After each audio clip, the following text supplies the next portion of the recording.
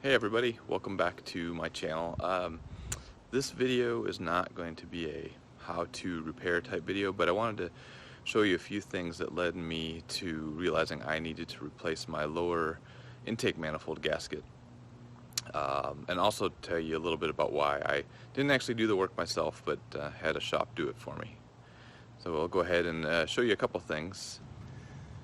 So this is the underside of my 2011 Jeep JKU Wrangler, and if you've watched my previous videos lately, you know that I have just recently replaced the upper oil pan gasket. It's the blue gasket up there, because I was getting some oil leak and oil dripping on the transmission housing is where it was showing up and blowing back while I was driving, and then also on the oil pan. So that led me to replace the oil pan gasket and also the valve cover gaskets up on the engine.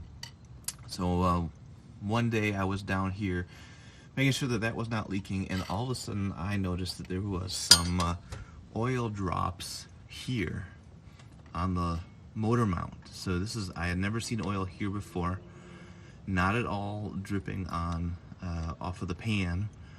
So I was trying to figure out where that oil was coming from, and it looked like oil, and there was also oil puddle, not very big, but there's oil puddle on the ground. And I was pretty sure it was oil, so I needed to figure out where that was coming from.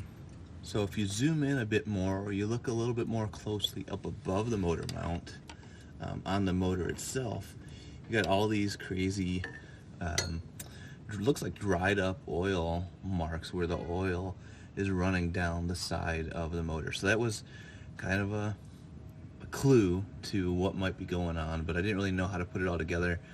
But obviously oil was leaking from somewhere up above and not from the oil pan. Okay, so now we're back up on top of the motor, and I'm thinking, okay, maybe it's the valve cover gaskets are leaking. Even though the motor mount drip location didn't really make a whole lot of sense with that, I did go and look real carefully to see if there was any oil marks around where the valve covers are, to see if that might be it, but everything is dry and no oil leaks, so that didn't really help me out, but it was not from that location. Then another common location is down here around the main bearing here, and I was looking to see if there's any oil. Nothing there. So then I started really scratching my head.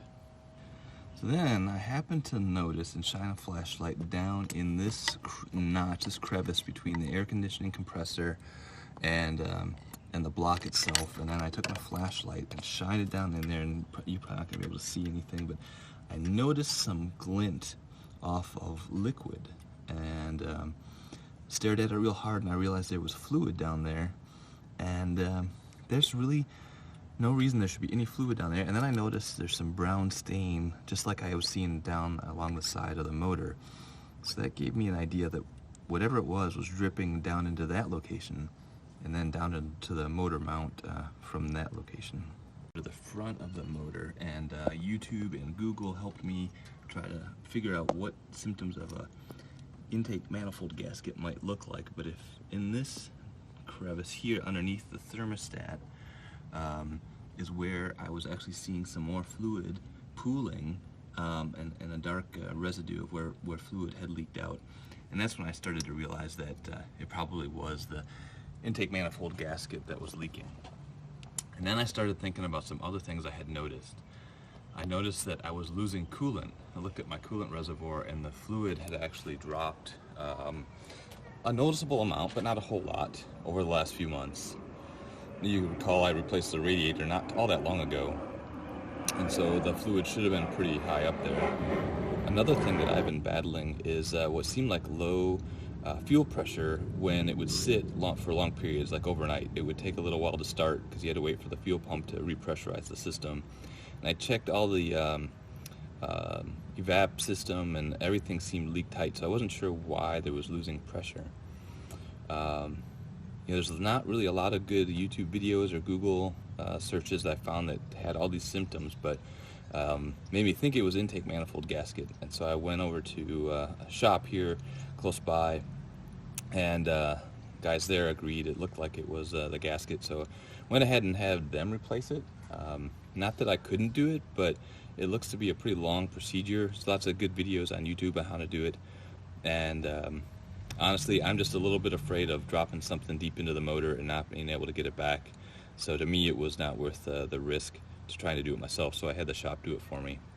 So it's been about a week, and everything has been leak tight, no more drips, and you know, all my symptoms kind of make sense because oil and coolant run through that gasket, and as well as the fuel system. So all my symptoms do seem to make sense to go along with that. And if you happen to notice that you're seeing some oil drops and you're not sure where they're coming from, and you're also losing coolant at the same time, maybe fuel pressure, one thing you can think about is it might be that lower intake manifold gasket. And hopefully this is helpful to some of you to maybe see what your symptoms are and if there's a help for what's causing it. If the video is helpful, feel free to like or subscribe to the channel, and we'll see what videos coming next.